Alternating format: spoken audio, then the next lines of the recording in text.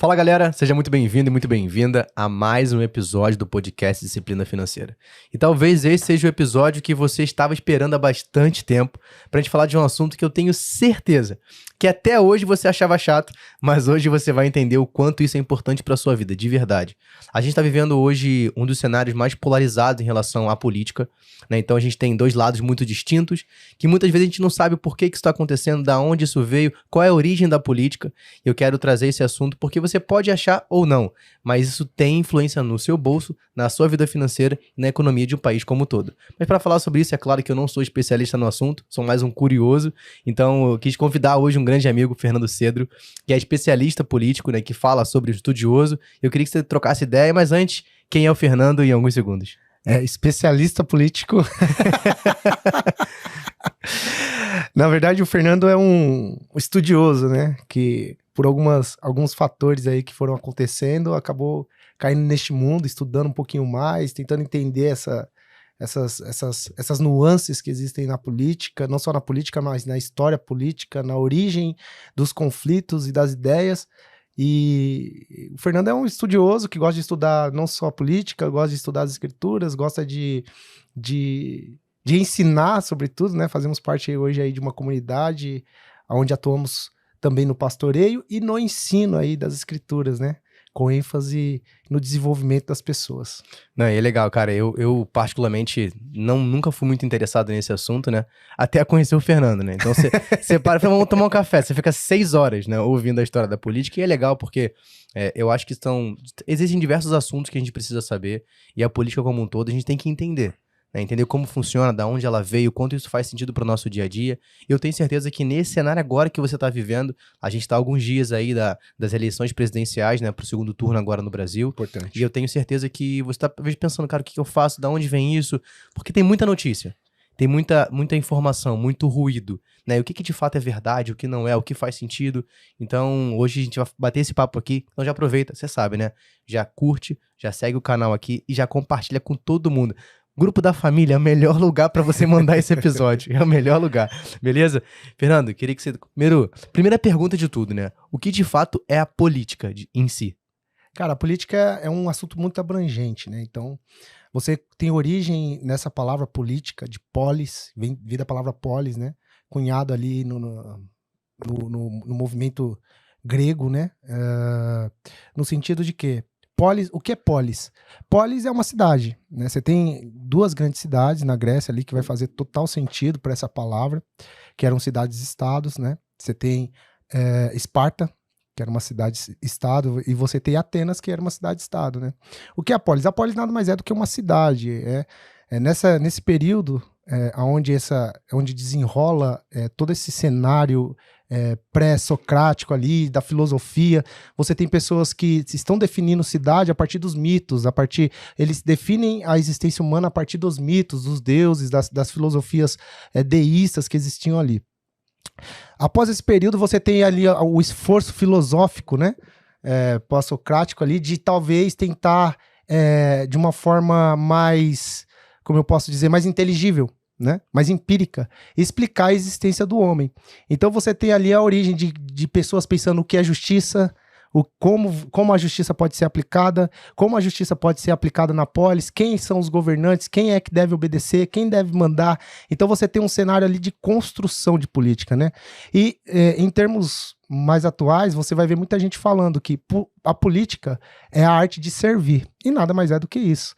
Né? Se a gente entende que a política hoje ela precisa servir, então a gente está muito aquém ainda daquilo que precisa ser executado. Mas, teoricamente, a política ela começa no mundo grego ali, né? E no entendimento de que ela precisava ser levantada, ela precisava de algum destino, algum lugar para levar o povo, a população ou aqueles que estão envolvidos na sociedade para um entendimento melhor dos seus papéis aí. E quando você fala da questão do servir, né? Uhum. Talvez a minha interpretação sobre servir é você pega uma comunidade de pessoas, o qual você, como governante, tem a obrigação, de fato, de servir aquela galera. Uhum. Né? Então, você dá a estrutura básica para que ela possa sobreviver, você dá informação, você dá toda a estrutura para que ela possa se desenvolver. É nesse ponto que você fala da questão do servir. Sim, claro.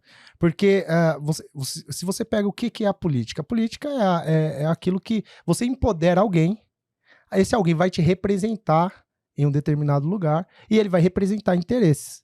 Então, tem muitos interesses, né? O que é a democracia? A democracia é um representante de muitos interesses. Então, você tem a pessoa lá que está representando o direito X, a outra que representa o direito Y, a outra que representa o direito, sei lá, da pessoa que é menos assistida. Então, você tem muitos interesses. A política ela é feita de representatividade, né? Então, você tem um monte de gente lá que precisa servir aos interesses, às vezes, pessoais, de determinados grupos. O que eu acho meio estranho, porque você tem um conflito muito grande de interesse. Então, você, Rafael, tem um interesse, eu tenho um interesse, outra pessoa tem outro interesse. Então, veja, quando alguém chega neste lugar, ele acaba por não servir ninguém, a não ser os próprios interesses da qual ele foi elegido para estar lá. E isso é muito legal, e eu vou trazer rapidamente para o viés financeiro. Né? Uma das coisas que eu sempre comento nas aulas, e até aqui no podcast também, é que um dos principais pontos é que para que não haja conflito de interesse, o principal momento é que toda decisão de investimento que eu possa falar, que eu possa comentar, que eu possa ensinar, não está relacionada a uma devolutiva financeira que aquela pessoa vai me dar. Por exemplo, hoje a maioria das instituições financeiras, quando você faz um investimento, um assessor, por exemplo, ele ganha pelo aquele benefício de te indicar um ativo A, B ou C. Ele vai ter uma remuneração por aquilo, que, ok, é justo pelo trabalho dele. Porém, ele precisa se isentar desse conflito para que ele te indique o que faz sentido para o Fernando. Então, um dos pontos que eu sempre falo é que, dentro dos processos de consultoria hoje, eu não tenho nenhum conflito de interesse por não estar vinculado a nenhum grande banco ou financeira, justamente para que eu vá te indicar não o que vai me trazer melhor benefício financeiro, mas sim o que vai te entregar um melhor resultado. Olha a diferença disso, é o que você está falando. Né? Então, quando você está baseado apenas no seu interesse próprio, a minha indicação vai ser, calma aí, tá, eu entendi quem é o Fernando, mas deixa eu ver, o melhor investimento para ele é o que vai me entregar a melhor remuneração, quando na verdade não é. O melhor investimento para o Fernando, e que automaticamente vai ser o que eu tenho que ensinar para ele, é o que faz mais sentido para o Fernando, para a individualidade dele, não é isso? Isso aí. Então, por exemplo, quando a gente sempre costuma ver política muito distante, né? Como é que eu entrei nesse negócio da política, né, Rafa? Isso é um fator importante. Eu tô pegando aqui alguns dados pra gente poder falar, mas é uma história legal, né? Então, assim, como é que o Fernando surgiu, né? Porque, assim, eu acredito, né, pra maioria das pessoas, não é uma coisa que a gente tenha um maior interesse de buscar. Não é. E na maioria das vezes é muito chato, principalmente quando você não tem uma realidade empírica daquilo que você tá, do desenvolvimento da sua vida. Por exemplo, após o falecimento do meu pai, eu fui morar em uma cidade chamada Imperatriz do Maranhão.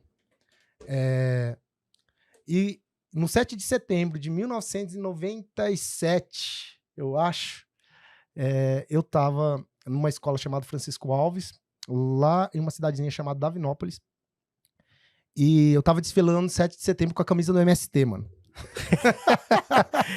Essa é a história que eu quero ouvir. Eu quero ouvir. E foi, cara, e tipo assim, só que naquela época, eu acho que eu tinha 8 para 9 anos, eu não sabia o que era aquilo, né, cara? Então a gente desfilou 7 de setembro com a camisa do MST, eu e minha sala toda, fizemos trabalho, aquele negócio todo. E aquilo ficou na minha cabeça como algo muito normal. Aliás, a gente nem sabia o que significava aquela sigla de direito. Então a gente foi desfilando, o MST e tal, não sei o que, fizemos trabalho, aquele negócio todo, só que ficou na minha cabeça a camisa. Até depois que eu voltei pra cá, eu ainda tinha a camisa do MST, a camisa vermelhinha, com o cara lá e tal. E quando eu comecei a trabalhar, como a maioria dos adolescentes, jovens da minha geração, a primeira coisa que fez foi comprar um computador. E eu fui pesquisar algumas coisas que estavam acontecendo, um cenário um pouco parecido com esse, não tão parecido, mas parecia muito com o que está acontecendo agora, né? Aquele negócio de xingamento, um quer saber de um lado, o outro queria saber de outro, e eu fui pesquisar o que era isso. E eu dei de cara com um homem, né, com um filósofo, que falava sobre a teoria de Gramsci. E quem é Antônio Gramsci, né? Antônio Gramsci é um cara, um filósofo, que ele falava o seguinte: olha, você não precisa fazer uma revolução armada dentro de uma nação. A única coisa que você precisa é você estabelecer uma meta, por exemplo, de 30 anos, e trabalhar uma revolução cultural, de pensamento, né? E após esse período, essas pessoas vão ser socialistas sem saber que são socialistas. E quando eu vi isso, eu pensei, uau, cara, como pode? Eu tava sendo enganado todo esse tempo. Eu era um cara que pensava que tinha um viés socialista sem saber que era isso. Então eu comecei a pensar, eu comecei a entender o que estava acontecendo. Eu falei, cara, me levaram para pensar uma coisa que nem sequer me deram o direito de estudar para saber o que era. E aí eu comecei a estudar sobre isso. E eu falei, como uma geração inteira, foi vítima desse ativismo corporativista de pessoas que estavam doutrinando ou estavam implementando aquilo que Gramsci falou. Olha, você não precisa fazer uma revolução armada. É só você trocar a linguagem que vocês chegam ao poder. Vai demorar um pouquinho mais, mas vocês vão chegar lá. E as pessoas falam, não existe isso. Eu vi isso na prática. E isso me causou um certo desânimo. Falei, cara, eu fiquei na escola todo esse tempo, vi todas essas coisas, e agora eu tô pensando a partir do que disseram que eu tenho que pensar, e não a partir daquilo que eu quero pensar, ou daquilo que eu analisei e falei, ó, minha opinião a partir de agora é essa. É porque a imposição através, principalmente da educação, né? Ela é muito forte. Isso é uma das coisas que eu sempre comento quando a gente fala sobre dinheiro. Eu sempre trago para esse viés porque acho que fica mais palpável quando a gente enxerga, né? A gente, ao longo da nossa jornada, a gente foi ensinado por pessoas de referência. Uhum. E essas pessoas são nossos pais, professores e muitas vezes líderes espirituais também podem acontecer, que criaram em nós crenças. Sim. Que muitas vezes a gente é retirado desse poder de buscar uma informação para que a gente possa aprender, que foi o seu caso. Uhum. Você estava na escola, aquilo era natural, você foi vestido em 7 de setembro, né? Na minha época a gente vestia uma fantasia, qualquer uma que tinha pra colocar. Acho que era tão vergonhoso quanto. Mas a gente colocava o quê? Por quê? Porque disseram que eu tinha que fazer aquilo. Nunca foi explicado primeiro o que era o 7 de setembro de fato e o que estava acontecendo. Então você é criado com aquilo. E ao longo do tempo é criado o quê? Uma cultura. Então a sua cultura, que aquilo era normal, até que você teve informação que não era natural aquilo. E isso é tão escabroso, cara, que você imagina o seguinte, o cara que tá plantando isso, que pensou isso há 30 anos atrás, tô com 36, 28 anos atrás, ele tava pensando no seguinte, olha, a gente vai trabalhar todo esse período para que quando a gente chegar a um certo nível de poder ou de influência, não exista uma geração que vai fazer frente a isso. Então eu posso fazer o que eu quiser, porque para ele vai ser algo muito normal.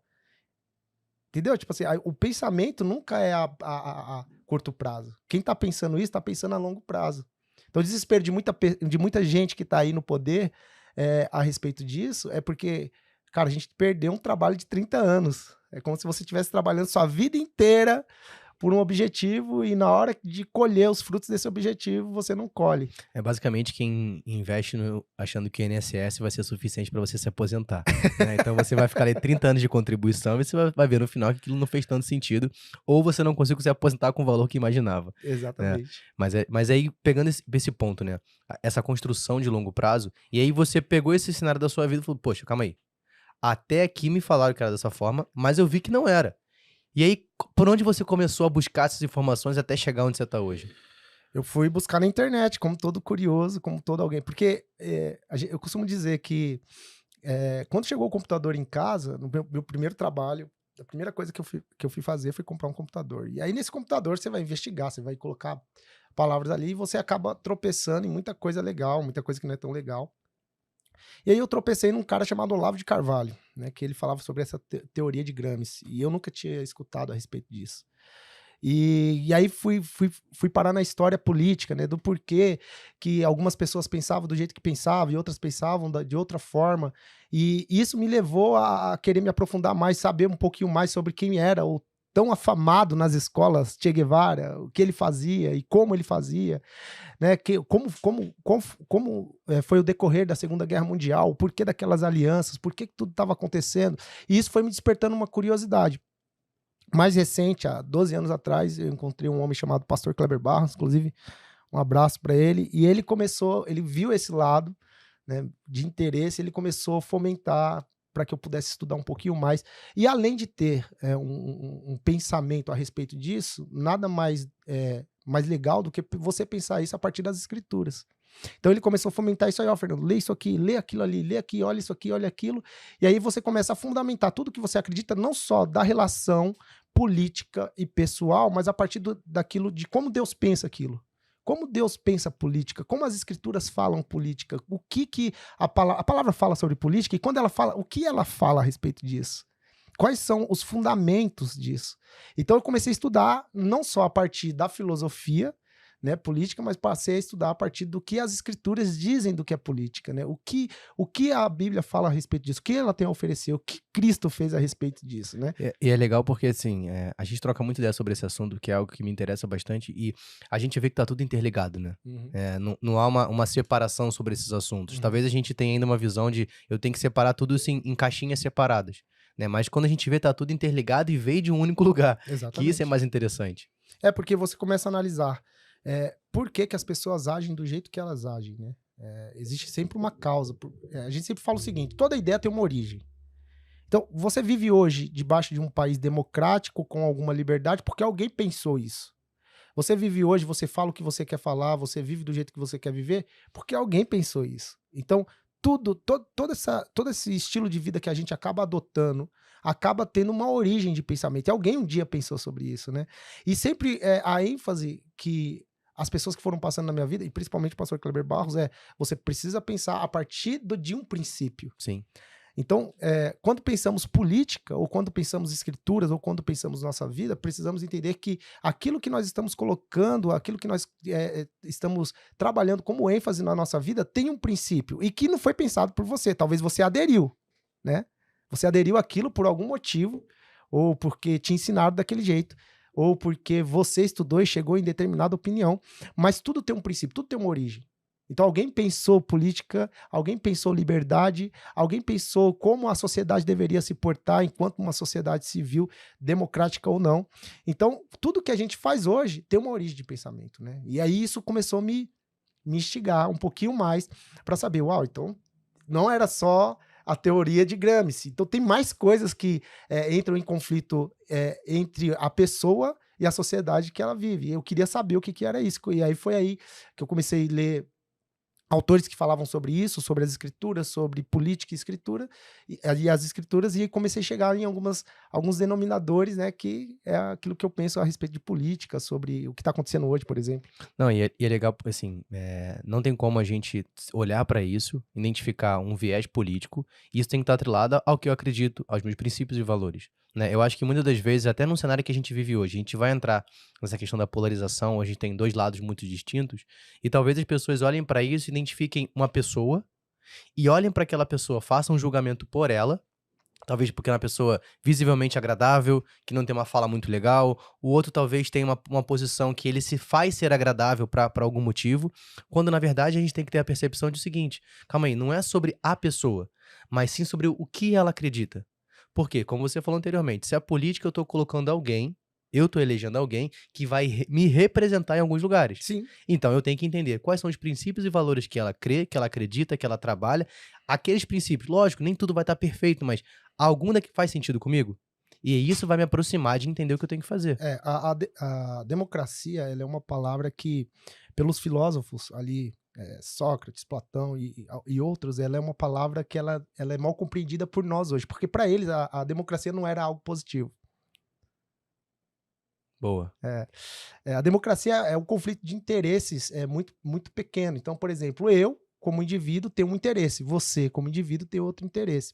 Então, o que as escrituras falam sobre o que a gente pensa como filosofia ou como política é aquilo que a gente crê. Toda a escritura está embasada numa palavra chamada teocracia. O que é teocracia? Teocracia é Deus agindo por meio de homens ou de mulheres, ou até mesmo dele mesmo, fazendo uma interferência na Terra a respeito dos planos dele. Então, eu até escrevi algo esses tempos atrás a respeito de algo falando assim, Rafa. Anjos e arcanjos não votam. Embora a gente creia na soberania de Deus, embora a gente creia que Deus o livro de Daniel fala que é Deus que coroa reis e é o mesmo Deus que depõe reis. Embora a gente creia que Deus está no controle absoluto de toda a humanidade, de toda a causa humana, ainda assim nós temos o papel cível de ir em um lugar nas urnas e votar por alguém que você acha que tem a melhor proposta para sua nação.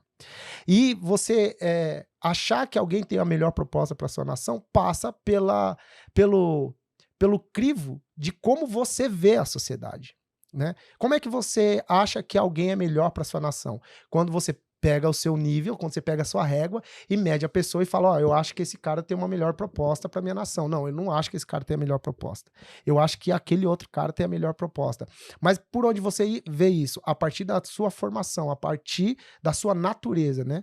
A natureza humana é uma natureza caída e que precisa de uma intervenção divina para que ela possa voltar à sua originalidade segundo as escrituras. Então, muita gente acha que o candidato A é melhor e o candidato B é melhor, não é a partir daquilo que ela viveu empiricamente e também não é a partir daquilo que ela tem como vida ali de convívio, é a partir daquilo que ela apenas vê e ela digere isso com a natureza que ela tem, ou com aquilo que ela foi ensinada, ou com a tradição que ela conviveu, e aí ela expressa uma opinião a respeito daquilo. Entendeu? Então, toda perspectiva política que a gente tem hoje não é contra as escrituras. Nós temos o dever cívil de ir votar, de escolher quem a gente acha que tem o melhor projeto, porém, essas opiniões passam por esses degraus, aí, se eu posso dizer assim, de opinião. Eu opino segundo aquilo que eu fui me tornando, segundo as experiências que eu fui tendo aí na jornada. Ótimo, legal. E aí, Fê, eu acho que a gente vive um cenário hoje, como a gente comentou lá no início, né, extremamente polarizado.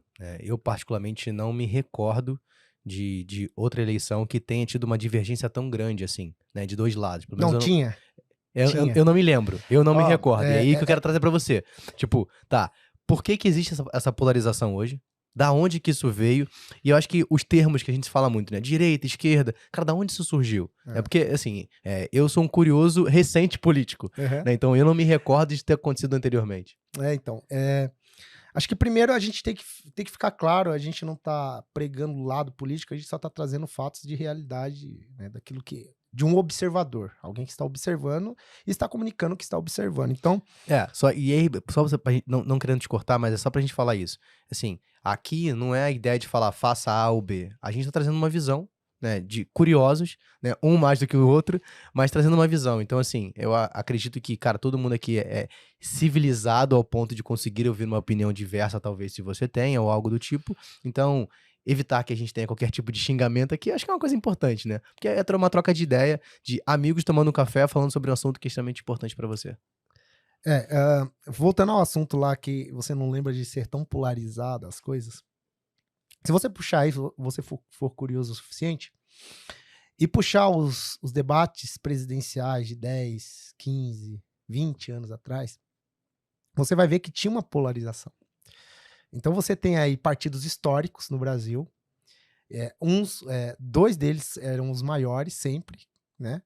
Que era o Partido Social Democrata Brasileiro, né? PSDB, e o PT, né? Inimigos históricos.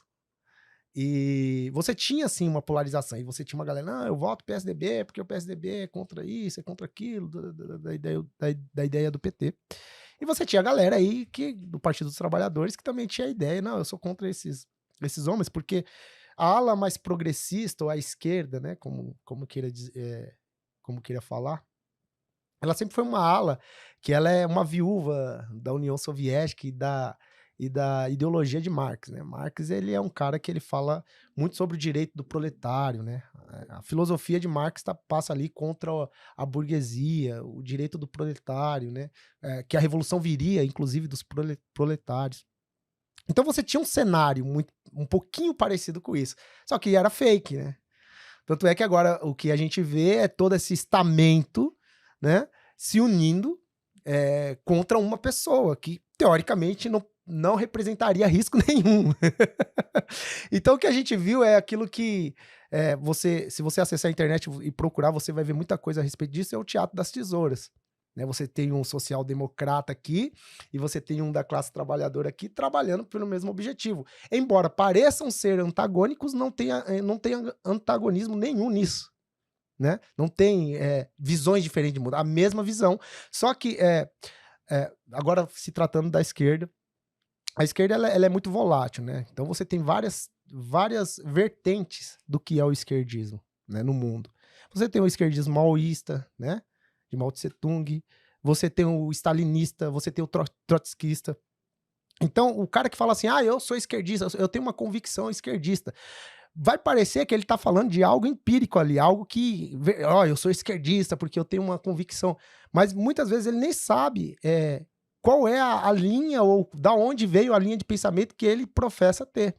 Por quê? Porque o ser humano, na minha concepção, ele foi criado para ser bom. Porém, as coisas que ele foi vivendo na vida dele vai levando ele para um lugar de ofensa, de dor, de solidão, de falta de amor. E isso vai influenciar muito nas decisões que ele vai tomar a partir daquilo que ele vê. Então, no Brasil, nunca teve uma esquerda e uma direita. Você tinha os sociais-democratas ali de centro-esquerda e você tinha uma esquerda. Porém, ambos, se você pegar a pauta política de todos eles, era sempre a mesma. Então, esse foi o cenário político que você começa a observar e que também me causou um certo constrangimento quando eu ouvi a respeito disso. Eu falei, cara, como pode isso? Então, quer dizer que, mais uma vez, por falta de entender o que está acontecendo, alguém estava vendendo uma ideia e fazendo você pensar em algo que não existia. Então, pelo um conceito de ideias, eu vou falar assim, não, cara, é isso que eu tô dizendo, é isso que eu faço e é ponto isso final. Que você vai ter que comer. Eu coloquei na mesa e você come isso. Se quiser, como diz meu irmão, se você quiser, come menos, vai. Se não quiser, come menos. Cara, legal. E aí, trazendo pra hoje, né, Fernando? Eu acho que a gente falou que sim, isso já acontecia, talvez hoje tá mais escancarado, né? Como fosse uma briga de lado A e lado B. Né? Então, assim, tá muito mais escancarado essa questão. E aí, talvez as pessoas que estejam ouvindo a gente, por que eu trouxe esse assunto aqui? Até pra gente poder contextualizar. Inevitavelmente, a decisão política que possa vir a acontecer, isso vai ou não afetar a nossa vida economicamente por pautas diferentes que cada um tem. Né? Então, um lado tem uma pauta econômica a tal, outra tem mais diferente. A gente pode pegar comparativos, depois a gente pode falar um pouco mais comparativos próximos da gente, vizinhos, né? Como Venezuela, Argentina, que já tem uma posição mais esquerdista, extrema principalmente, que a gente vê esse reflexo na inflação, taxa básica de juros e tudo mais que possa vir a acontecer. Mas aí eu queria que trouxesse para o cenário de hoje, né? Por que isso está acontecendo? E como é que você vê esse cenário? A diferenciação entre esquerda e direita, os principais pontos aí. Surge um ator nessa cena toda aí, dessa pseudopolarização, que é o atual presidente. Né? O atual presidente, ele esteticamente não é muito desejável para muita gente. Né? Então, a gente vem de um presidente igual o Fernando Henrique Cardoso, Fernando Collor de Mello, né? Fernando Henrique Cardoso, entre outros, que são polidos, bonitinhos, falam bem, né? Mas que eram muito distantes. Eu não lembro, por exemplo, hoje você tem a população discutindo quem são os ministros do STF. A gente pode nomear aqui pelo menos 4 deles, né? Você tem gente que sabe quem são os deputados e sabe exatamente em quem votou, mas há 10 anos atrás você não tinha. Você não sabia em quem você tinha votado. Você não sabia que tipo de projeto de lei estava se passando. Então essa polarização foi legal, ao meu ver, porque você anda por aí, você entra no Uber, você conversa com as pessoas e as pessoas sempre estão falando e dão um nome, e isso é legal, porque quanto mais a gente se inteira dessas coisas, melhor será a opinião que a gente vai dar a respeito daquilo.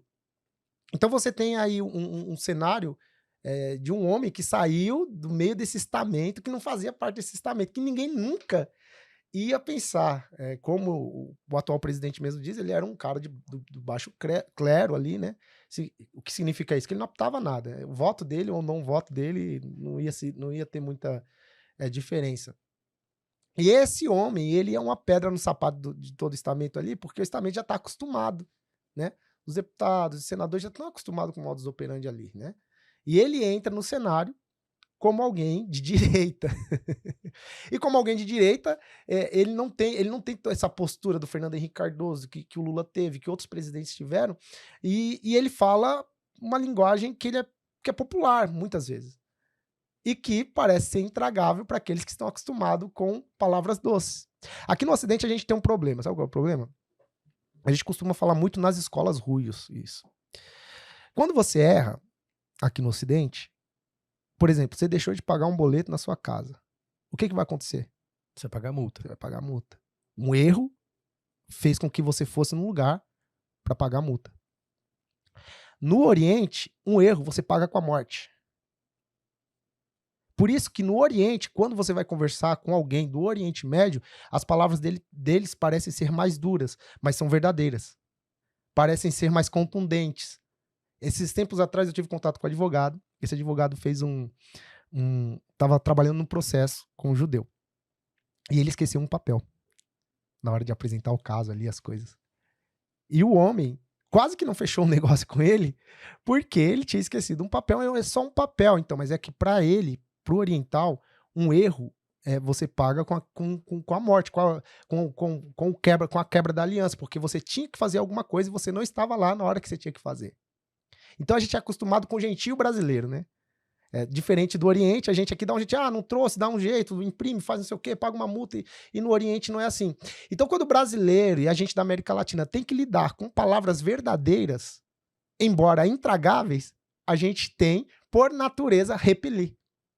Então o homem que está aí, o atual presidente, quando ele fala sobre algumas coisas, para nós, ou para a população em geral, parece ser meio estranho, porque a gente nunca teve que lidar com alguém que fale a verdade.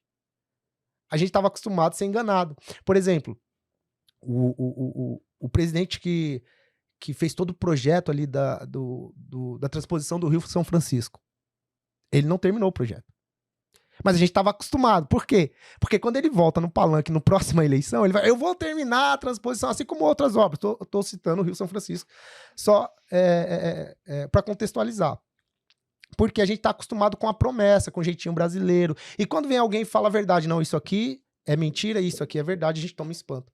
Principalmente na sociedade que a gente vive hoje, onde a gente não costuma chamar as coisas do que elas são. Quer ver um exemplo? Por exemplo, quando você fala elo. Que elo? Não existe elo. Se eu não sei definir o que é ele ou o que é ela, o que eu vou definir na minha vida? Se você não sabe qual banheiro que você vai entrar, já era. Entendeu? Aí nos Se Estados nem o Unidos... banheiro você consegue definir, o que você vai definir na sua vida? Aí Nada. você vai para os Estados Unidos, o Obama fazendo um festival, porque agora eles iriam aprovar ali o banheiro unissex. Se você não define o banheiro que você tem que ir, o que você quer definir na sua vida? Você não sabe a diferença entre ele e ela. Você vai definir o quê? Não tem o que definir. Por quê? Uma das coisas políticas, inclusive eu queria indicar um livro aqui, Rafa, posso? Claro, fica à vontade. Aqui, ó, esse livro aqui, ó.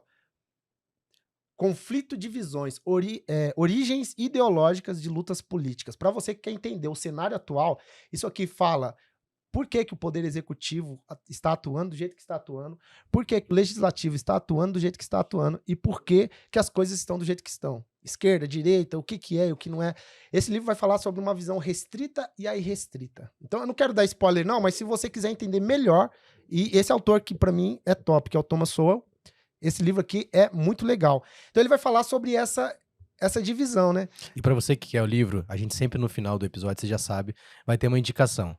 Ele vai fazer outra, porque essa aqui não vale mais. Mas essa aqui, o link vai estar também aqui, caso você queira adquirir o livro. A gente sempre deixa, porque se você não sabe, a gente tem a biblioteca, né, que vai ficar disponível no nosso site, disciplinafinanceira.com.br, com todos os convidados e cada indicação dos convidados com um breve resumo do livro. Então, o Conflitos de Visões vai estar lá também. E no final ele vai indicar outro que agora já era. Indicou esse, perdeu a ficha, mas vai ter a próxima para indicar. Não, livro de política é o que...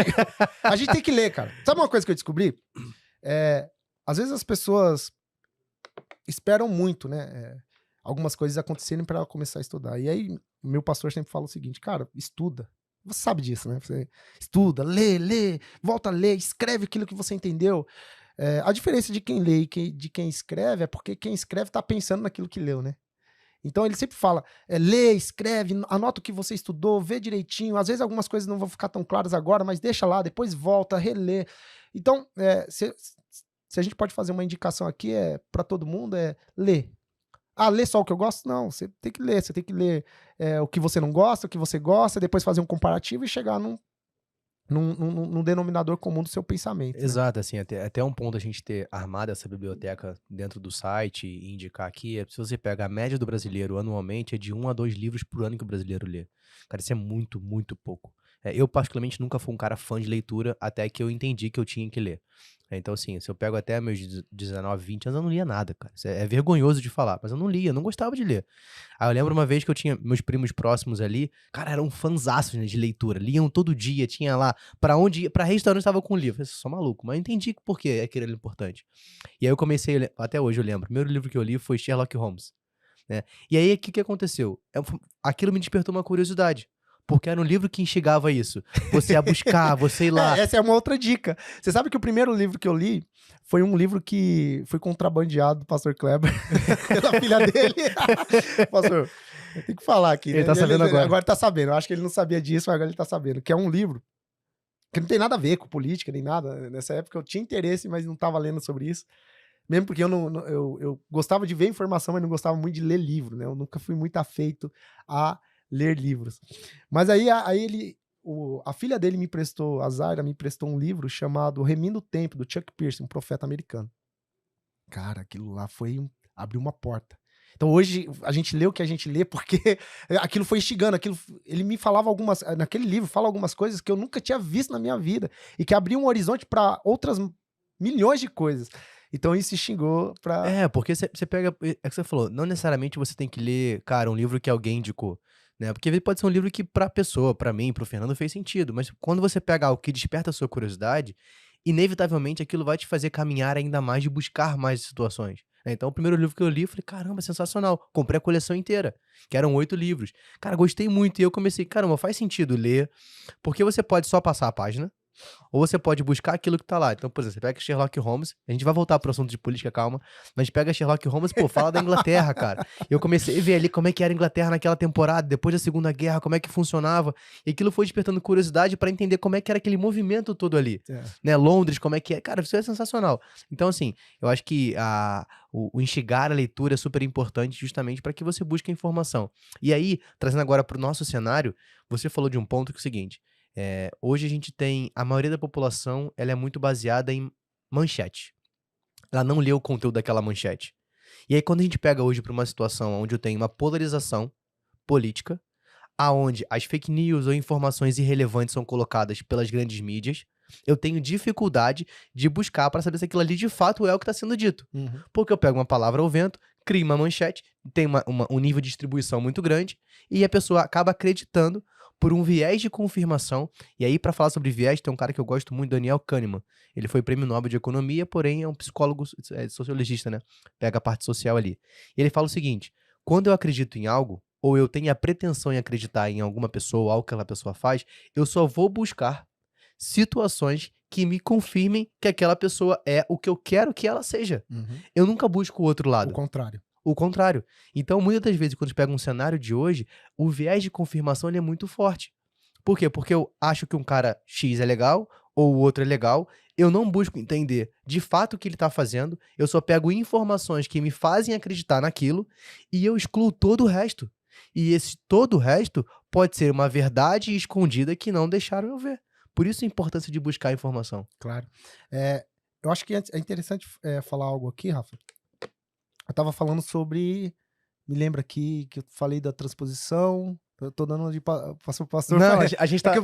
a gente entrou muito na ideia do que é definição de esquerda e direita. Aí a gente pegou a esquerda e fez por exemplo, traçando. Pode voltar um pouquinho? Claro, só você tá à vontade. Fica aí, hein? Não deixe de curtir, comentar e compartilhar o curte vídeo. aí, compartilha com geral aí. Eu tava falando a respeito a origem da esquerda e da direita, né? Isso, como eu falei, tudo tem o porquê. Aonde isso começou, né? Isso começa na Revolução Francesa, né? A Revolução Francesa era uma revolução iluminista que tinha como viés acabar ali com todo aquele esquema monárquico que existia ali, né? De grosso modo era isso. E existiam duas facções, ou dois grupos, que não necessariamente eram ricos e empresários, os da direita, e os da esquerda eram pobres e proletariado na esquerda. Eram tidos como jacobinos e gerondinos.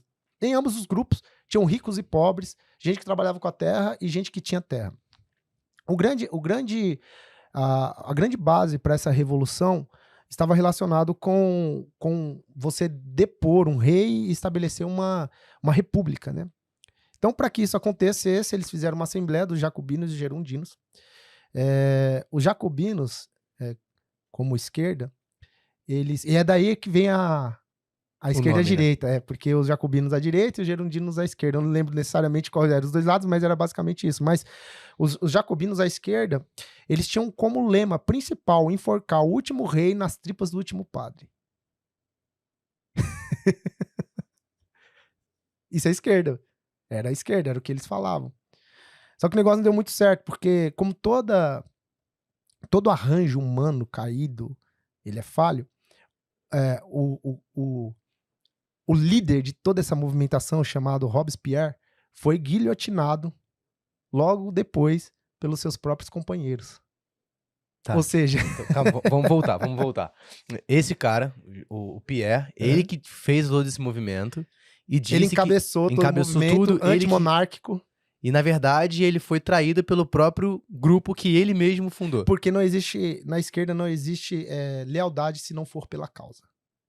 Então, na esquerda, você tem algo muito, muito emblemático, que toda movimentação de esquerda, você pode fazer qualquer coisa desde que seja pela causa. Inclusive trair, matar. Então, você tem em Paris, nesse período, todas as pessoas que eram consideradas inimigos da Revolução eram guilhotinadas em praça pública.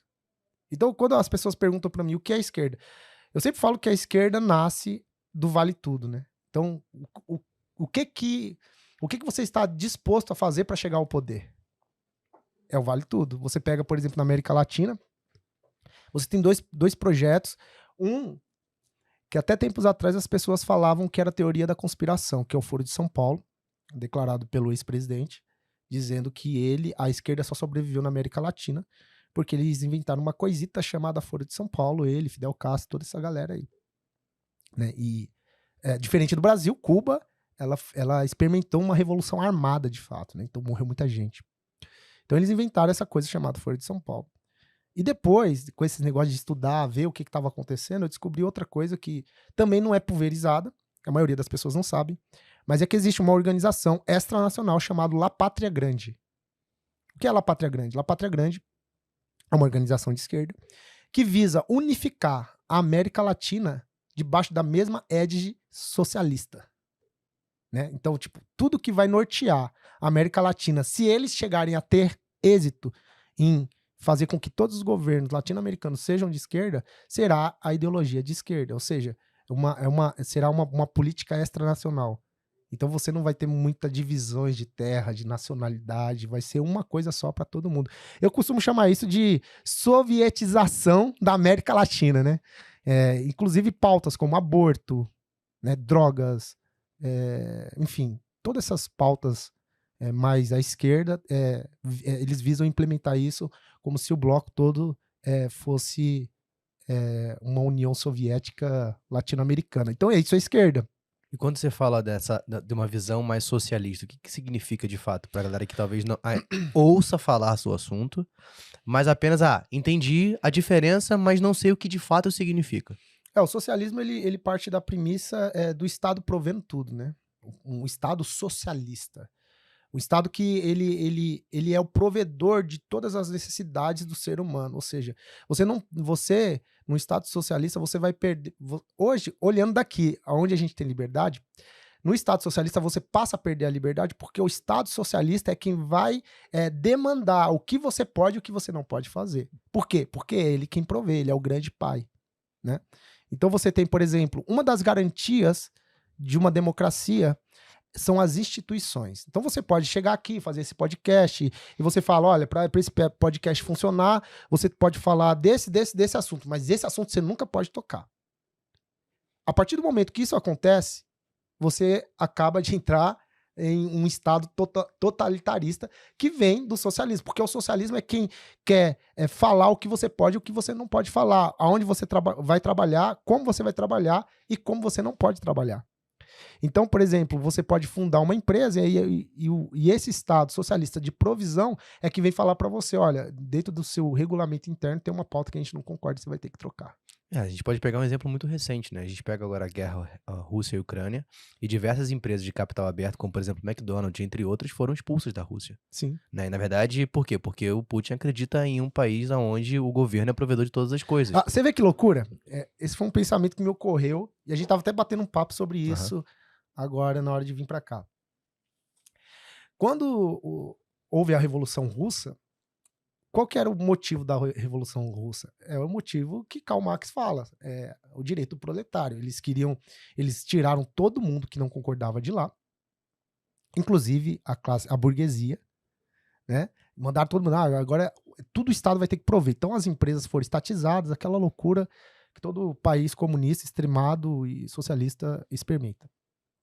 Agora, anos depois, você tem um cara chamado Putin que tá lá fazendo o que ele é o presidente da nação, tá presidindo a nação. Aí, ao contrário, agora eles têm todo mundo lá, você tem multibilionários, que são muito ricos os caras, a classe ali, a aristocracia russa é muito rica, e aí ele tá utilizando isso para expandir território e matar pessoas. Você vê que loucura? Então, não tem um pensamento central. O negócio é o poder. Sim. É o totalitarismo, é o eu mando e você tem que ficar quieto. A gente vê isso nas escrituras, por exemplo, que abrange tudo isso, né? O primeiro imperador ali que você vê autoritarista é um cara chamado Nimrod, né? Nimrod, ele trabalha um reino ali, ele começa um reino, ele é um ladrão de corações, né? Então, ele chega e fala pra você, olha, se você me apoiar no meu governo totalitário, se você fizer aquilo que eu quero, se você me apoiar em todas essas coisas, o que vai acontecer é que você vai ter pão, você vai ter provisão, você vai ter água, você vai ter isso, você vai ter aquilo, só que você vai estar do meu lado, inclusive quando eu precisar matar alguém que não concorda comigo. Então ele começa a gerir o império, ele começa a alçar esse império com aquilo que a gente chama de falsa piedade. O que é a falsa piedade?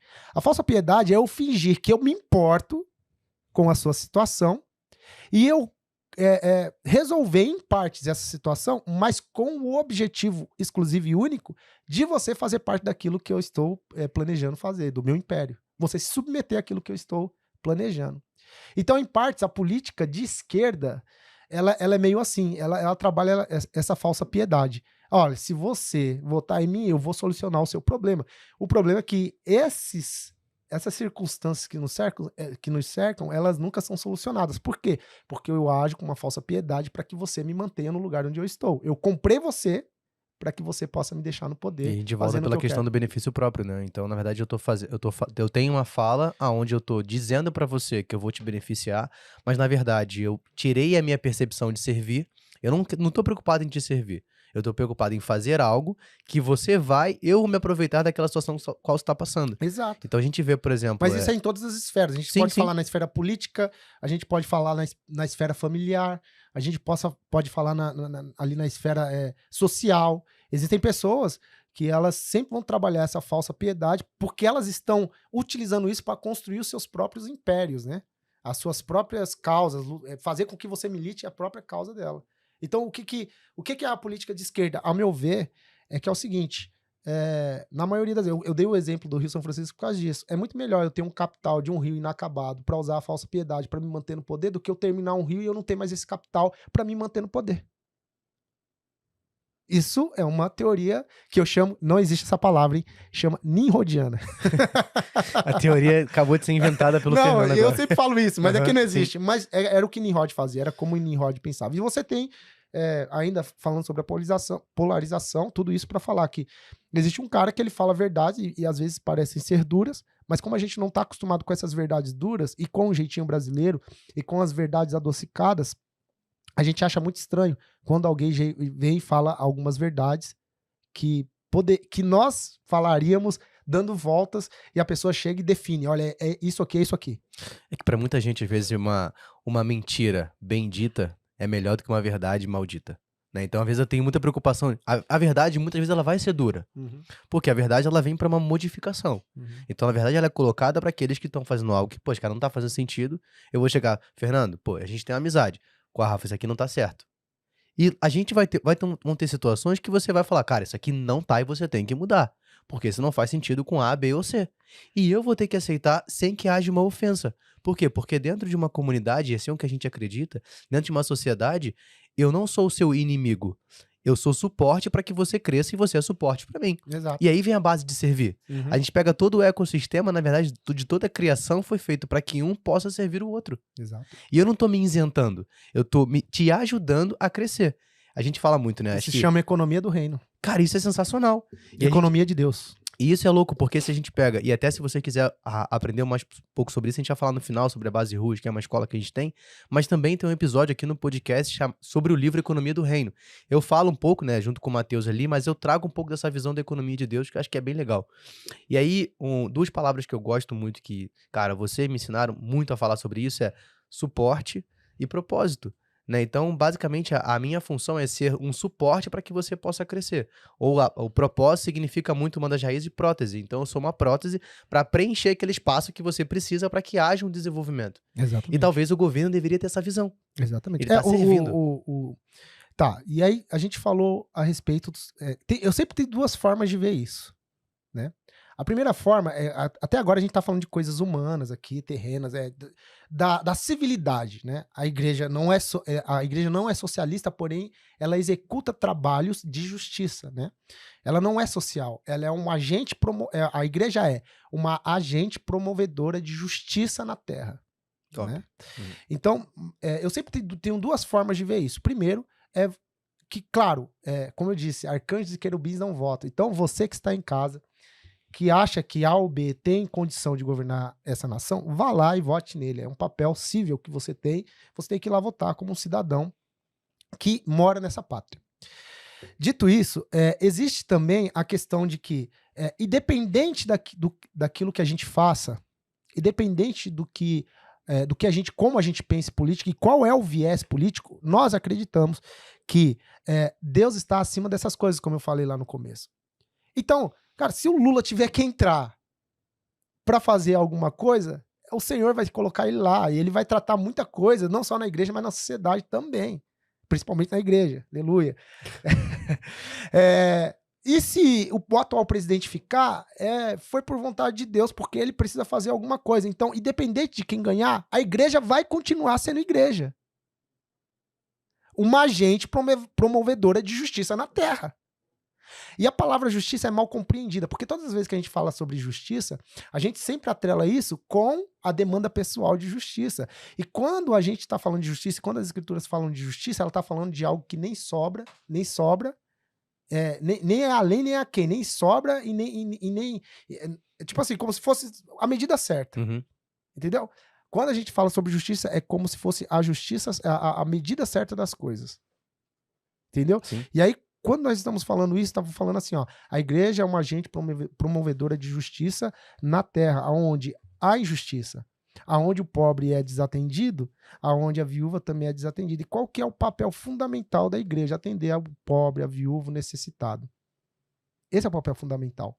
Isso não é dever. Eu sempre falo assim, quando olhamos para as escrituras, isso não é um dever do Estado, isso é um papel, isso é um dever de nós que fazemos parte dessa igreja, que é a promovedora dessa justiça. Não, sensacional. E aí a gente pega muito qual é a função da política no nosso dia a dia. Né? Qual é a nossa função no dia a dia atrelado a esses assuntos. E aí, pegando já, a gente encaminhando para uma área que a gente estava falando, né? Eu separei algumas perguntas aqui. E aí, acho que um dos pontos, Fê, que a gente fala, né? A gente falou sobre a definição da esquerda e direita, como funciona, e talvez a gente trazer isso atrelado a alguns pares que a gente tem muito próximo, né? Então talvez a pessoa fale, beleza, a gente tá falando que a esquerda funciona X, a direita de forma Y, tá, mas visualmente, a gente pode olhar pra América Latina, né? A gente não pega, por exemplo, o que tá acontecendo na Venezuela nos últimos anos, né? Você consegue comentar pra gente um pouco do que tá rolando lá e como é que a esquerda influenciou esse cenário que a gente vive hoje? Como observador, assim, é uma situação muito... Tem gente que aplaude, né? Eu olho para esses lugares, principalmente porque a gente tem amigos, né? Na Argentina, por exemplo, que está passando por um processo agora muito complicado economicamente. E moralmente também. Mas, por exemplo, você pega a Venezuela. A Venezuela, ele é fundado ali... fundado não, ela começa a passar por uma revolução profunda na chegada... Quando Chávez chega ao poder. E você tem um monte de social-democrata, igualzinho aqui, nesse Teatro das Tesouras, que possivelmente faziam uma oposição ali lerda, sem nenhuma eficácia.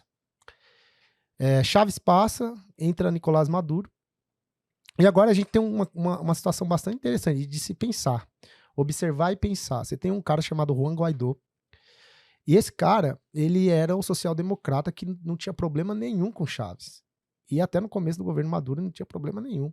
Só que o negócio começou a ficar tão feio, tão feio, tão feio, que o que começa a acontecer é que aquele cara que talvez não era a oposição da situação que estava acontecendo na Venezuela, passa a ser o opositor frontal da ideia socialista e comunista que começa a acontecer na Venezuela. Então você vê o Juan Guaidó, de anos para cá, fazendo oposição, correndo risco de vida, né, tendo que... Me parece que ele foi para a Espanha para fazer alguma coisa, e quando ele voltou, Nicolás Maduro disse que ele iria ser preso, e aí teve todo um processo. Agora, tempos atrás, ele foi vítima de um atentado. Então, você vê, por exemplo, na Venezuela, o que possivelmente pode acontecer em outras nações. Não vai acontecer, mas é que agora... O que acontece é que tem um povo que acordou para essa dinâmica que existia antes, que na verdade nunca existiu oposição. Sempre existia ali os conchavos, os partidos políticos, e não tinha ninguém de fora, um bug na Matrix, alguém que falasse, não, isso tá errado, velho. Entendeu? Então, você pega a Argentina, por exemplo, o casal Kirchner. Na Argentina, você tem o casal Kirchner, e você tem uma falta de oposição também efetiva ali, que conseguisse reverter aquela situação. A Argentina é enfiada em corrupção atrás de corrupção, né? E sai o casal Kirchner, entra agora o último presidente agora... Hernández. Hã? Hernández, não dele? O Hernández, entra o último presidente como um fantoche. Então esse homem está movendo ali o poder financeiro, né? Pela via da esquerda, e está destruindo a nação. A gente teve lá recentemente agora, e você vê, a gente foi comprar um sanduíche na estrada, a gente gastou... 200, 300 pesos, né? 400 e pouco, 300 pesos, eu acho, uma coisa assim. O que é um absurdo. Sim. E você pega o lanche, o que era o lanche? Era 2 fatias de pães, um queijo e, sei lá, uma fatia, um negócio de alface. Isso. Então, entendeu? E pra gente, e aí é um ponto colocar, né, Fernando? Quando a gente pega essa visão econômica, que pra gente, a gente fala assim, tá, beleza. Tá, 400 pesos você vai converter, vai dar pouco dinheiro pra gente hoje no real. Mas pra quem tá lá, você pegando de acordo com o salário mínimo que tem na Argentina, e é muito dinheiro pra fazer um lanche. Claro. Eu peguei alguns dados até pra trazer aqui pra ficar mais claro, pegando 2 pontos, né? Primeiro a gente volta aqui pra Venezuela. Só pra você ter uma ideia, hoje no Brasil a gente tem uma inflação IPCA acumulada aí de 10%. Né? Teve um pouco menor, tivemos 3 meses de deflação nos últimos 3 meses, que não chega a ser uma deflação de fato, mas assim, apenas uma queda da inflação. Mas a gente pega hoje, na Venezuela, a gente tem uma inflação de 60%. Né? Então, basicamente, significa o seguinte, em janeiro, você tinha R$100. Você gastava R$100 no mercado. Você precisaria hoje de R$160 para comprar a mesma quantidade de alimentos. Agora a gente vai para a Argentina. A gente tem um risco muito grande de ter uma inflação de 100% na Argentina. Então significa que se você pagar o seu padrão de vida com 10 mil pesos, você precisa agora de 20 mil pesos para pagar aquela estrutura. Só que você não tem um aumento de renda proporcional nessa medida de tempo. A gente teve agora, como o Fernando falou, né, recentemente na Argentina. Para vocês terem uma ideia, $1, né, no mercado tradicional custava ali em torno de 130 pesos. Uhum. Só que foi criado chamado dólar blue, né, que são as casas de câmbio ali, um mercado negro da troca. Por quê? Porque, de acordo com o modelo econômico que foi instaurado, tem uma extinção de dólar no mercado argentino. Então não tem mais. É difícil você encontrar. Então o que acontecia? Pessoas que estavam ao nosso redor perguntavam assim, cara, vocês têm dólar? Me dá, eu troco, pago mais caro que a casa de câmbio, porque eu sei que nos próximos meses vai ficar pior ainda. Uhum. E é o que está acontecendo exatamente agora. Para vocês terem uma ideia, existe uma lei que foi colocada que diz o seguinte, cada pessoa tem que ter uma quantidade específica de dólar na mão. Você não pode ter mais do que aquilo. Eles dificultaram. E quando você faz isso, quando o Estado tenta intervir algo que ele não deve intervir, porque o livre mercado é oferta e demanda. Se ele corta isso, o que vai acontecer? Você diminui a oferta no mercado, muita gente procurando, eleva o preço. E aí você vê o dólar se valorizando ainda mais e o peso argentino diminuindo mais de valor. Então você perde o poder de compra, o que ocasionalmente traz o quê? Uma inflação muito mais alta. Então tudo isso por quê? Por um modelo econômico onde o Estado precisa ser forte. Quando na verdade o que mais funciona é você ter um liberalismo econômico. É você ter, funciona mais empreendedorismo, você diminui taxa básica de juros, influencia. É o que não tá rolando agora, né? O sistema econômico sempre em países de esquerda ele é muito complexo. Ele se torna muito complexo porque se torna um modelo taxativo. Então, as grandes empresas são taxadas com grandes impostos, as pessoas comuns são taxadas de grandes impostos. Aconteceu um caso interessante que a gente conversou na Argentina de produtores agrícolas. Para eles, era muito melhor deixar a plantação daquele período que a gente esteve lá apodrecer no campo do que eles colherem aquilo que estava plantado. Porque era muito mais caro você colher aquilo ali. Não compensava colher. Não tinha como colher. De tanta taxação de imposto que foi imposto ali para aquela galera do campo. Então, uma das coisas que o socialismo e essa galera mais à esquerda tende a fazer não é uma revolução mais armada, mas corroer o Estado com taxação de imposto muito alto, ao ponto do Estado mesmo não conseguir mais sustentar aquilo que antes poderia ser um tempo de prosperidade, um tempo de empreendedorismo. É porque você vai corroer a economia, fazendo com que aquela base da população, a base da população fique dependente daquele governo. Dependente do Estado totalmente. Exato, porque quanto mais a dependência, mais fácil a forma de manipulação. Mais fácil eu me tornar um Nimrod. Mais fácil eu me manipular, porque eu vou te dar aquilo que você acha que você precisa e você apoia, querendo ou não. Porque o que acontece? Agora já não é mais uma opção você apoiar ou não. Você pega na Venezuela, por exemplo, você tem os coletivos, né? O que são os coletivos? Os coletivos são um grupo de pessoas armadas, né, paramilitar, que servem ao governo. Então, se você tem uma manifestação anti-governo em qualquer lugar onde está perto desse coletivo, eles estão armados e têm poder aí para barrar aquela manifestação. Nem que seja a base de tiro. Exato. Cara, que situação, né, velho? Como é que a Venezuela foi parar nisso aí, cara? É muito louco. E é uma construção, né? Não foi uma coisa que aconteceu de ontem pra hoje. Foi uma construção de uma história que é o que, de fato, a gente tem que ter intenção, né? Nós, como civis, né? Ir lá, votar, tomar a própria decisão para que aquilo não aconteça. Exato, exato. Então, você tem um papel. Uma das coisas que a gente sempre costuma dizer, né? E tá aqui nesse livro aqui, Pacto de Sustentação também, e a gente sempre fala nas escolas. Esse livro você pode encontrar na loja.expansãodafé.com.br. Quero sugerir também para quem estiver nos escutando. O pastor Kleber ele fala o seguinte: ele fala que depois da queda do homem, a violência se tornou a ferramenta de produção do homem. Frase forte, hein? Frase de efeito. Por conta da queda do homem, a ferramenta de produção se tornou a violência, né? O que isso quer dizer? Isso quer dizer que tudo que o homem passou a fazer pós-queda foi violentar a terra e seu semelhante para chegar no objetivo final.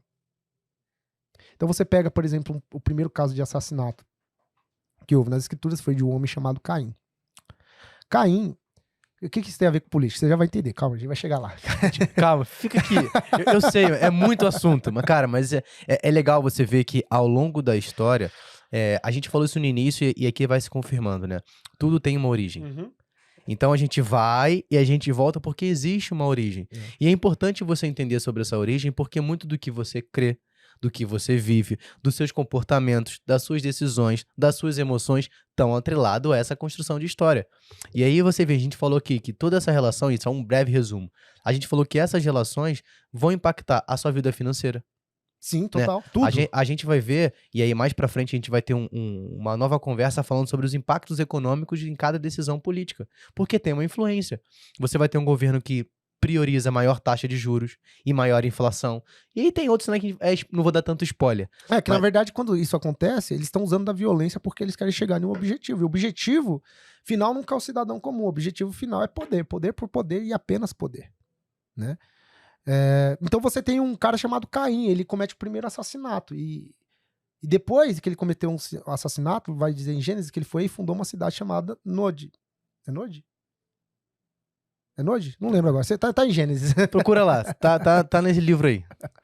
É Nod mesmo. Uma cidade chamada... desculpa, Nod não. Enoque. Ele se casa com uma mulher da cidade chamada Nod. E ele constrói uma cidade chamada Enoque. Enoque significa dedicação. Ele dedica aquela cidade ao homem, né? Que isso tem a ver? Que todas as cidades hoje carregam o mesmo espírito de Caim.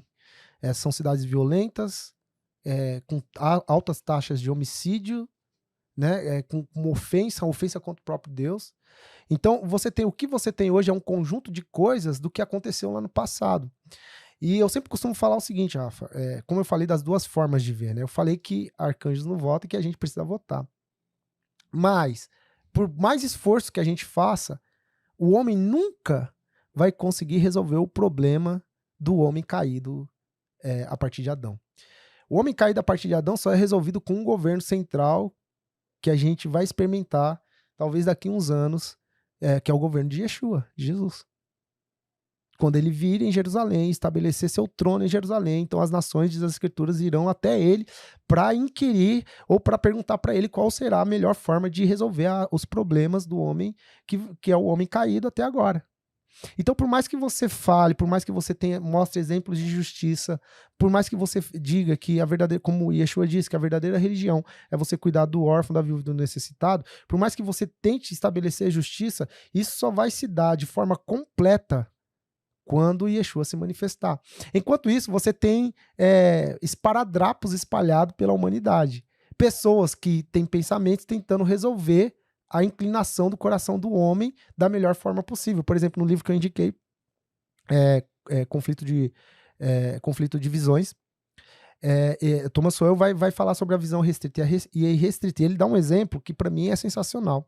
Imagina você que aconteceu um terremoto na China agora, que acabou com a China. Então o cidadão da Europa, ele fica sabendo disso e com mais profundo pesar ele vai expressar, né, o seu pesar, a sua tristeza pelo ocorrido. E depois que ele fizer isso, ele vai voltar para sua casa. E se ele for um pouquinho mais dado à reflexão, ele vai falar no livro, o que ele vai fazer? Ele vai tentar pensar, igual você disse, os impactos econômicos, sociais que aquilo vai ocasionar na própria vida dele, na vida dos demais cidadãos ali, que irão sofrer por conta disso aí. Mas ele não tem uma empatia que vai perdurar muito profunda porque ele não está lá, né? O que deveria ser ao contrário. Ele precisa ter uma empatia, segundo aqui, pô, aconteceu com você e eu não tenho empatia com aquilo que acontece com você. Então ele vai tratar de alguns assuntos da natureza do homem, né? Um dos autores que ele vai explicitar aqui, não vou dar spoiler, vai atrás do livro, que ele vai falar que isso é inerente do homem. Ele tem que fazer o melhor com aquilo que chegou nas mãos dele.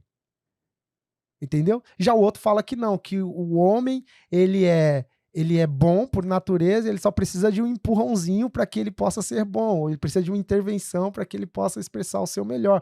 Então o problema não está naquilo que a gente produz, mas na nossa natureza. A Bíblia fala que a gente tem uma natureza depravada e caída. E por mais que a gente tente remediar essa natureza, a gente só vai encontrar conforto para essa própria natureza em Cristo. Por que eu estou falando isso? Porque às vezes a gente pensa a política como a resolvedora. A gente costuma idolatrar políticos. A gente idolatra a esquerda, a gente idolatra a direita, achando que eles vão resolver os problemas mais profundos do ser humano. E esses problemas mais profundos do ser humano só são resolvidos em Cristo.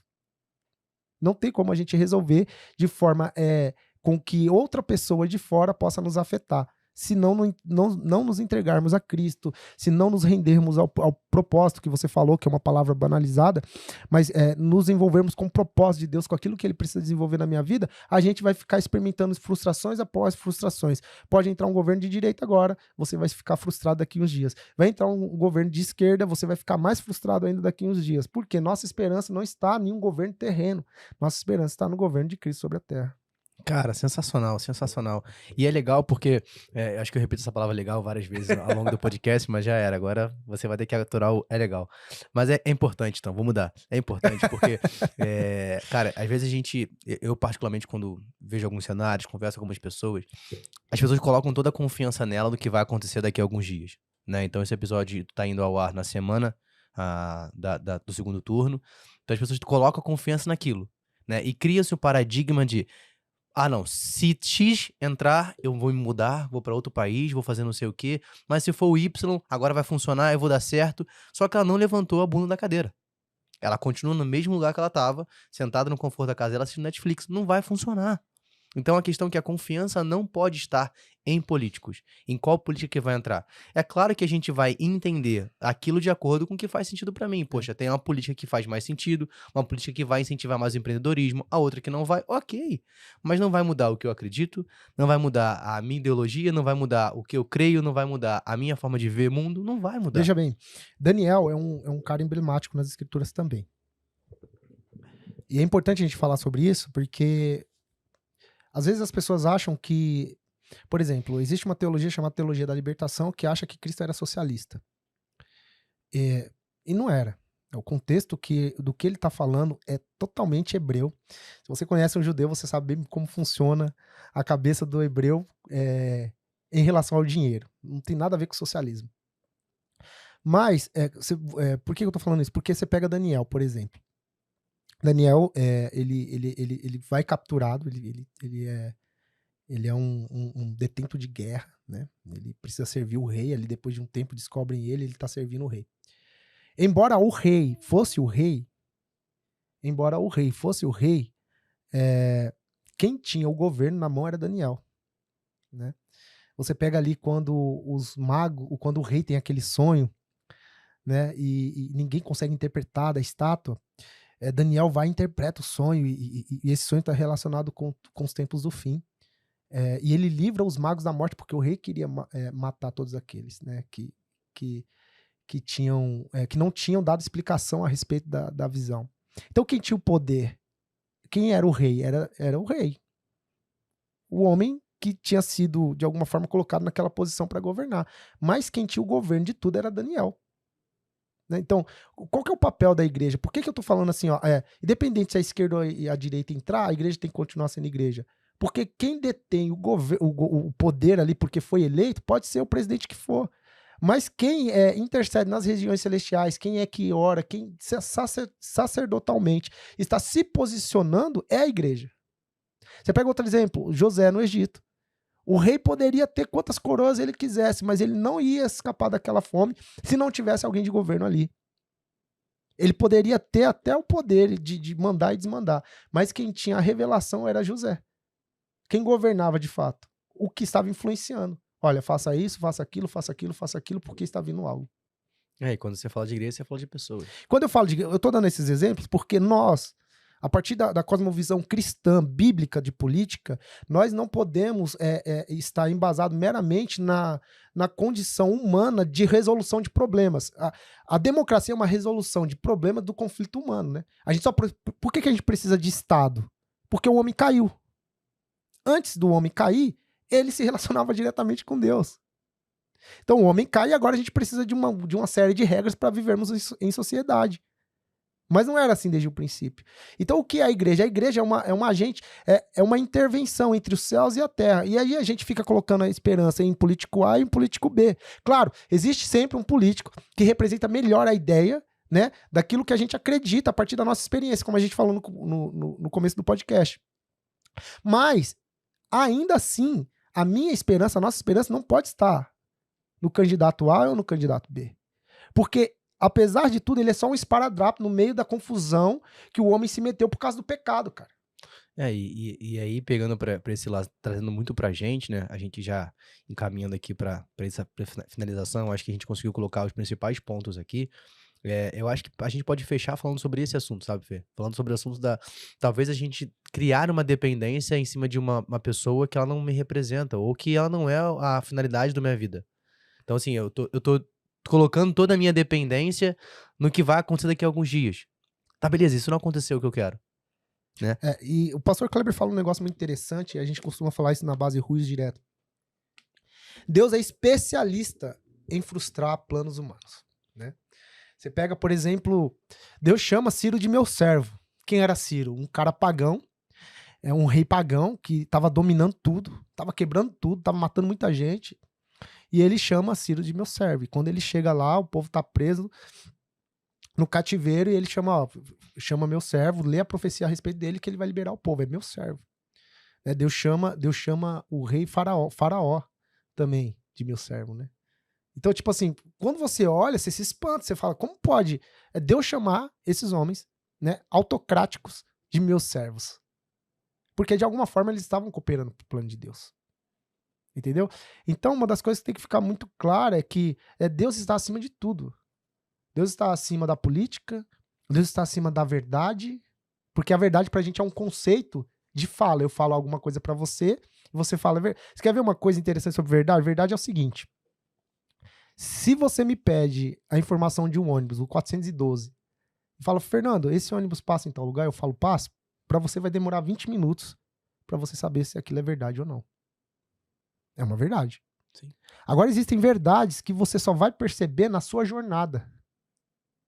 Quando você caminha 2 milhas, quando você caminha 1 ano do lado de uma pessoa, e você vai saber, essa é a verdade da vida da pessoa, porque de forma empírica ele andou e ele ensinou de fato com aquilo que ele faz. É isso que Yeshua fez com os discípulos. Quando os discípulos chegaram para andar com ele, ele não falou, levante sua mão aí quem me aceita, não. Ele falou, vem me segue que eu vou ensinar vocês a verdade, porque minha verdade ela não é um argumento de palavras persuasivas, né? Por quê? Argumento de palavras persuasivas anda muito próximo do que é o que o apóstolo Paulo chama de sofisma. Então, para você que é cristão, para você que está nos escutando, o que é o sofisma? Muitas vezes a gente se involucra, a gente se vê em torno de uma ideologia. O que é a ideologia? A ideologia é uma coisa que a gente veste, é um vestido de várias falas de como a gente possivelmente vai ver o mundo e depois vai atuar de forma com que a nossa atuação afete esse mundo. Só que a ideologia ela não é uma verdade em si. Porque a ideologia ela pode ser qualquer coisa. Eu posso inventar uma ideologia aqui a partir do meu pensamento, daquilo que eu penso, de como eu penso civilização, de como eu penso história, de como eu penso religião, e cooptar pessoas para trabalhar segundo a minha ideologia. Mas ela não precisa ser uma verdade necessariamente. E com o passar dos anos, você vai vendo que aquilo não é uma verdade. Você vai vendo que aquilo, na verdade, é um sofisma, é algo que eu montei e você pode acreditar ou não. Então, o que Yeshua fala, o que as escrituras falam, não é sobre uma verdade, eu vou te provar uma verdade aqui com um argumento. Quando todas as vezes que Yeshua quis mostrar uma verdade, ele mandou seguir, vem ver, vem e me segue, larga tudo que tem, vem e me segue. Então, para os cristãos que estão nos assistindo aí, para a galera que nos assiste, e para você também que não é cristão, talvez fique a dica. Será que a gente não está vivendo dentro de uma ideologia que cooptou nossa mente para que a gente fizesse algo que às vezes a gente nem pensou o que aquele algo significa? Ou nos ensinaram por tradição algo, e esse algo está tão imbuído dentro do nosso coração e da nossa mente que a gente não se deu a oportunidade de ler, de uma outra realidade, de repente participar de outra coisa que possa abrir a nossa mente. Então, isso ocorre na nossa esfera particular, com a nossa família, na esfera religiosa, de como a gente vê o mundo explicitamente como política. Né? Como a gente falou aqui no começo, aquilo que a gente opina como opinião política hoje está muito relacionado com quem a gente é no nosso interior. E isso pode passar por esse sofisma. O apóstolo Paulo chama isso de sofisma. Não, é legal. Top, Fê. Eu acho que, só pra gente fechar, você pegou esse ponto e uma das coisas que eu vou trazer até pra minha vida dos últimos anos, né? Eu sempre fui uma pessoa que eu sabia pouco de muita coisa. Uhum. Né? Então você vê algo, beleza, vou estudar isso aqui, vou me aprofundar, beleza, entendi. E aí eu entendi que na verdade o que fazia sentido era talvez eu saber de poucas coisas, mas muito daquilo porque era uma verdade pra mim. Então talvez muitas das verdades que eu achava que eram verdades, elas foram sendo desconstruídas ao longo dos anos. Até que eu formasse uma ideia baseada em crenças e coisas que eu sei que são de fato a minha verdade, aquilo que eu fui ensinado. Então talvez o principal ponto que a gente possa deixar aqui para a galera que está assistindo a gente, que está assistindo, que está ouvindo, a nossa ideia de trazer essa visão sobre política é para que você possa se confrontar a entender se aquilo que você trouxe até aqui são verdades absolutas ou não. Não só políticas, porque você vê, Sim. a gente estava falando sobre revolução no começo, a revolução armada, a revolução filosófica, falamos um pouco de Antônio Gramsci, falamos um pouco sobre a revolução cubana, mas a maior revolução e talvez a mais empregada, a que mais a gente participe hoje é da linguagem, né? Então a gente brincou com o negócio do elo, mas se eu troco a forma com que você fala, a sua linguagem, se eu troco o seu idioma, eu basicamente tenho a chave na minha mão para trocar tudo que você pensa. Porque tudo que você pensa passa pela sua linguagem, passa pelo significado semântico das palavras que você diz. Então, quando as palavras passam a não fazer mais sentido, ou quando as palavras são trocadas de sentido, elas só vão revelar uma coisa, que alguém teve que colocar alguma coisa dentro da sua cabeça que não é a verdade, mas você vai morrer dizendo que é verdade. Então, isso aconteceu na minha geração, isso vai acontecer na geração da minha filha, da Laís, isso vai continuar acontecendo. Né? A negação de que o amarelo é amarelo e que o azul é azul. E que qualquer coisa pode ser qualquer coisa, desde que você queira. Então, ela passa por esse caminho, né? Para citar de novo a Torre de Babel, quando os caras estavam construindo a Torre de Babel, em ofensa ao próprio Deus. existia uma linguagem, existia uma forma com que eles falavam, existia uma forma com que eles se comportavam. E a Bíblia fala que eles iam levar a cabo aquilo que eles planejaram. E o que eles planejaram? Edificar uma torre e ser semelhante a Deus. Tão glorioso quanto. Então Deus desce, confunde as línguas e o que acontece? Acabou o plano. Por quê? Se você divide o idioma, se você divide aquilo que é falado, a forma com que as pessoas pensam, é impossível você edificar algo. Então, se você começa a trocar a linguagem, qual que é a finalidade de trocar a linguagem das coisas? De você, observando o amarelo, você dizer que ele é vermelho. A dizer que ele é azul, a dizer que ele nem é cor. Não, agora ele não é nada. Agora ele acabou de sumir da minha frente. Qual que é a finalidade? A finalidade é fazer com que eu, trocando a sua linguagem, eu possa fazer com que você seja uma pessoa que aderiu à minha ideologia, independente do que, se ela é uma verdade ou se ela não é. Então, é muito interessante isso, porque na medida que a gente vai trocando a nossa linguagem, né? Na medida que você vai trocando, você vai ficando um pouco mais propenso a aderir coisas que talvez você não aderia antes. E aí você perde a sua verdadeira identidade. Por exemplo, você quer ver um exemplo que não tem a ver com a linguagem, mas tem a ver com o visual? Você lembra quando aconteceu o episódio da Suzane Richthofen? Lembra disso? Você lembra que foi um absurdo, passou no país inteiro, aquele negócio, aquela comoção toda. Lembra disso aí, não? Claro. Hoje passa casos semelhantes todos os dias na televisão e a gente sequer se atenta para aquilo que está acontecendo. Mas fora que tem até se não me engano, tem uma série, não tem? É uma banalização do que antes era, cara, não pode acontecer, isso é imoral. É uma banalização daquilo que é imoral. Até a gente pega um caso recente, na última semana, um ator que foi comprovado pedófilo foi solto no próprio Dia das Crianças. Exatamente. Então, você vê, isso passa pela linguagem. Então, se as coisas que são imorais entram no nosso dialeto, na nossa conversa e passam a ser normal, acabou. Aquilo que a gente falou, se a gente não consegue olhar pro banheiro e saber que eu, Fernando, entro no banheiro de homem e a outra pessoa do sexo feminino entra no banheiro de mulher, a gente não tá apto para escolher mais nada. Pronto. Não precisamos falar mais nada aqui. Mas, cara, antes de mais nada, te agradecer por esse tempo, a gente trocar essa ideia, bater esse papo.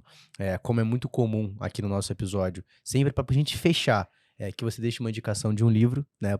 Todos você já deixou aqui, mas mais um livro de indicação. Eu quero só salientar o livro Pacto de Sustentação. Parte das coisas que eu falei estão aqui, né? Não sobre política, mas como Deus vê o mundo, né? Aqui tem um assunto muito interessante para você que acompanha o podcast do Rafael Imediato, que é a economia de Deus, né? Como Deus vê a economia na Terra e como a gente participa dessa economia. E aqui tem uma frase que para mim é a melhor frase, eu sempre cito ela, que eu já citei aqui no podcast, vou citar de novo, que a ferramenta do homem caído se tornou a violência, né?